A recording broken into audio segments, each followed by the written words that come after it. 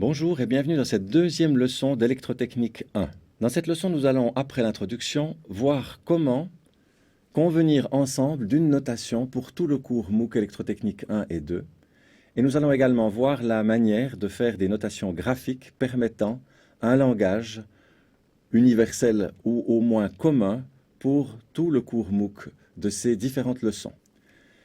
L'utilité d'une terminologie claire et universelle et d'une normalisation des systèmes de référence, la symbolique aussi mathématique et graphique, est évidente dans tous les domaines des sciences techniques. La nécessité d'un tel effort de normalisation a été reconnue très tôt en électrotechnique. Afin de présenter un concept cohérent, les auteurs de ce cours MOOC ont décidé de suivre dans toute la mesure du possible les recommandations élaborées par la Commission électrotechnique internationale, CEI, concernant la terminologie, les symboles graphiques et les symboles littéraux. Le système utilisé, employé, est le système international SI adopté par la Conférence générale des poids et mesures en 1960. Les symboles mathématiques sont ceux préconisés par l'Organisation internationale de normalisation, ISO. Voici la convention relative au sens du courant et au sens de référence de la tension que nous allons utiliser dans ce cours. On sait que physiquement, le courant électrique correspond à un déplacement de charge électrique. On a ici le courant électrique noté.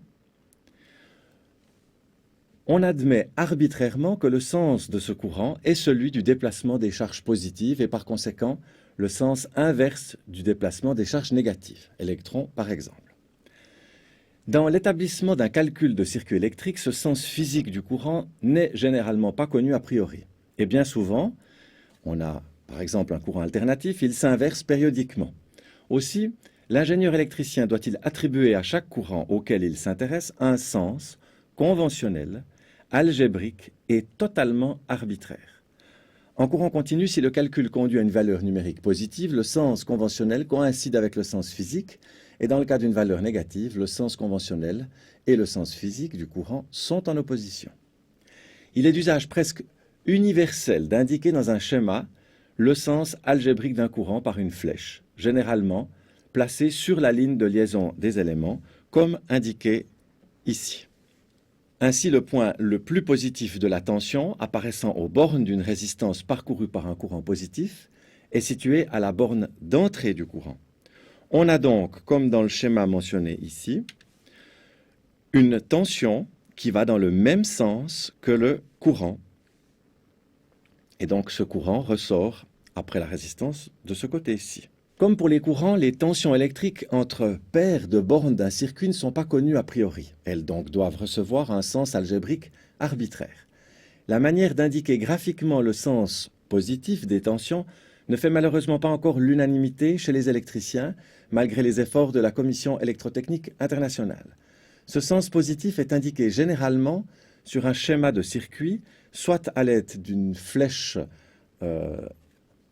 orientée placée le long de l'élément, comme vous le voyez ici sur ce dessin sous international, soit en recourant à des signes plus ou moins, comme ici sur le schéma du centre. Les trois manières fréquemment rencontrées dans la littérature technique sont représentées dans ces trois figures sur ce schéma. Les solutions 1 et 2, je dirais, internationales ou Belgique-USA, sont recommandées par la Commission électrotechnique internationale. La solution internationale, dans laquelle le sens de référence de la tension est indiqué par une flèche orientée du point au potentiel le plus élevé vers le potentiel le plus bas, est la solution d'usage en Suisse et sera adoptée pour l'ensemble de ce MOOC électrotechnique 1 et 2.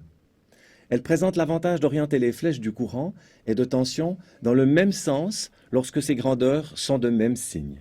La solution du milieu est actuellement préconisée par les Américains, également aussi utilisée en Belgique, et la solution de droite, essentiellement utilisée en France, dans laquelle le potentiel le plus bas vers le point au potentiel le plus élevé est encore fréquemment utilisé en France, comme je l'ai dit, ou alors dans tous les pays issus, disons, d'une tradition francophone dans l'enseignement. Les auteurs qui font usage de cette référence-là doivent le spécifier explicitement. Nous allons donc, nous concentrer sur la première manière d'écrire, en écrivant toujours le courant, comme vous le voyez ici, qui part du point le plus haut au point le plus bas, et la tension dans le même élément qui suit cette même direction.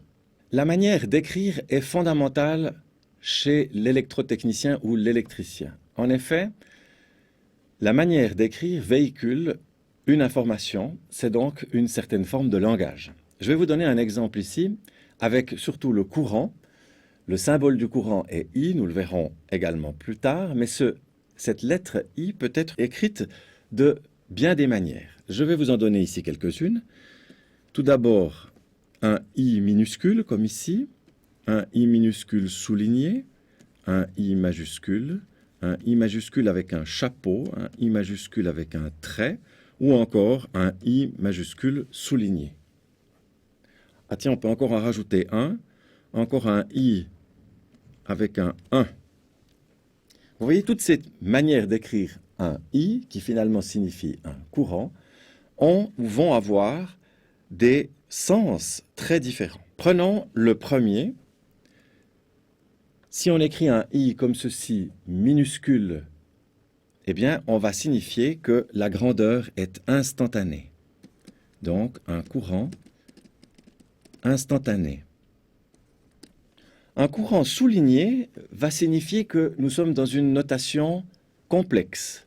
On a donc ici le courant instantané complexe. Un I majuscule va signifier un courant efficace ou continu. Un I avec un chapeau dessus va signifier un courant de crête ou une valeur de crête, donc la valeur maximum. Nous verrons tout ça lorsque nous arriverons au régime monophasé alternatif. Un I majuscule avec un trait dessus signifiera une valeur moyenne. Un I majuscule souligné nous dira que c'est un phaseur efficace. Et enfin, le dernier symbole que j'ai écrit ici, un I avec un petit 1, signifiera qu'on a ici la première harmonique du courant. Vous le voyez, toutes ces conventions, toutes ces manières d'écrire véhiculent un sens différent. Il est donc très important, voire fondamental, que l'ingénieur qui écrit un calcul analytique, suive impérativement une manière d'écrire, une convention, permettant à l'autre qui reprend ce travail de pouvoir suivre et comprendre la démarche du premier et comprendre les écrits du premier. La représentation graphique est également très importante puisqu'elle va aussi véhiculer une certaine forme de signification, de sens à travers les notations. La première représentation graphique que j'aimerais vous montrer, c'est en somme un conducteur, tout simple, qui va lier les éléments. Nous allons donc ici dessiner un trait. Ceci est donc un conducteur parfait. Pourquoi est-il parfait? Parce que nous allons décider que si nous dessinons un trait comme ici, la résistance de ce trait est nulle. On fait donc l'hypothèse que c'est une résistance nulle. On fait donc l'hypothèse qu'à chaque fois qu'on a noté un trait qui relie des composants, ces traits sont somme toute parfaits ou véhiculent le courant et la tension de manière parfaite. Sur ce conducteur parfait pourra circuler, par exemple, un courant I que je dessine ici. Autre possibilité, on a la possibilité d'avoir des interrupteurs. Alors, par exemple, ici, un interrupteur ouvert. L'interrupteur ouvert va signifier que le courant ne passe plus. Donc, dans cet interrupteur ouvert, on signifie à la personne qui regarde le schéma, qui interprète le schéma, que la résistance est infinie. Aucun courant ne peut plus passer. On va avoir de même l'interrupteur fermé,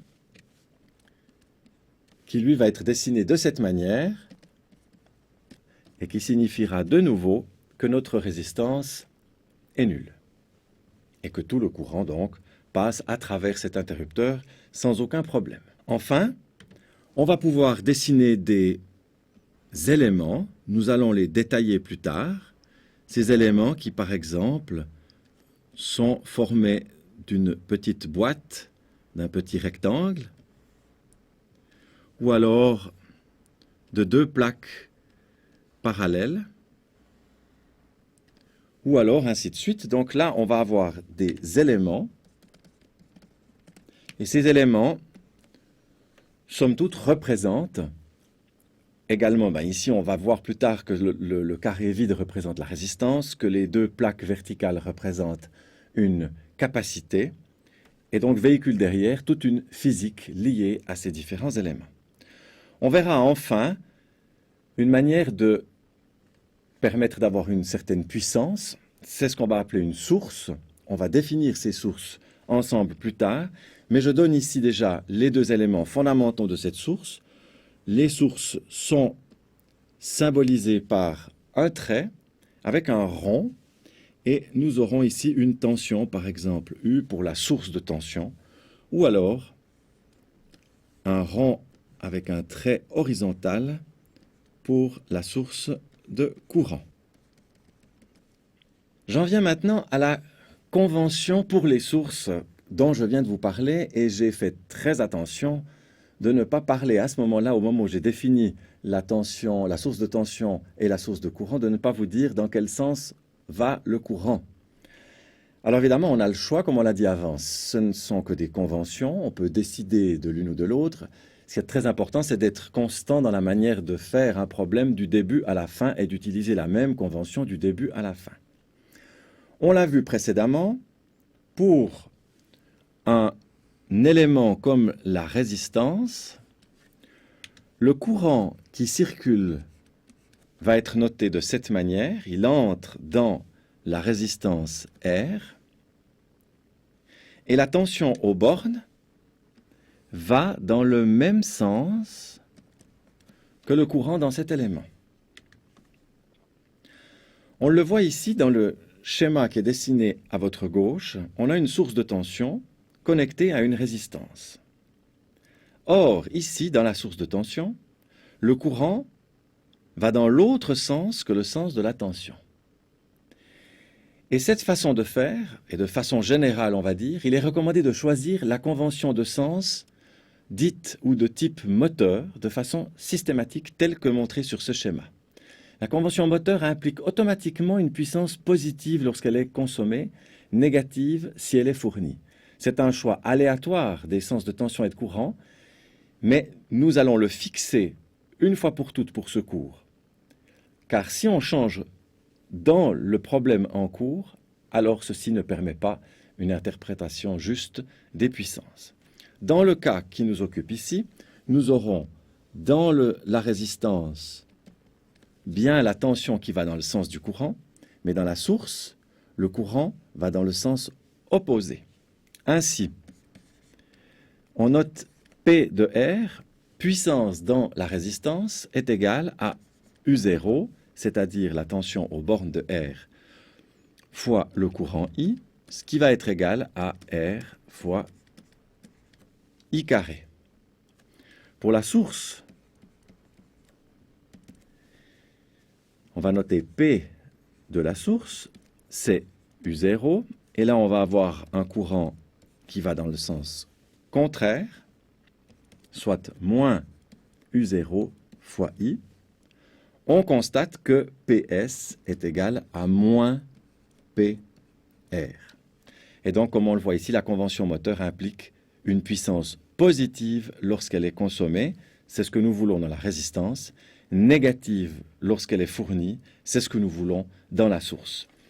Donc dorénavant, et pour tout le cours d'électrotechnique 1 et 2, nous utiliserons cette convention moteur pour les sources et la convention internationale pour tous les éléments passifs que nous allons découvrir. En conclusion, on a découvert l'importance de l'unité des notations pour être absolument clair du début à la fin d'un problème, et cette manière internationale de convenir d'un langage, un langage à part entière, un langage universel, mais pour qu'il soit universel, il implique de se baser sur une certaine forme d'accord international, et nous allons donc suivre les conventions internationale de la CEI pour toutes les conventions de secours.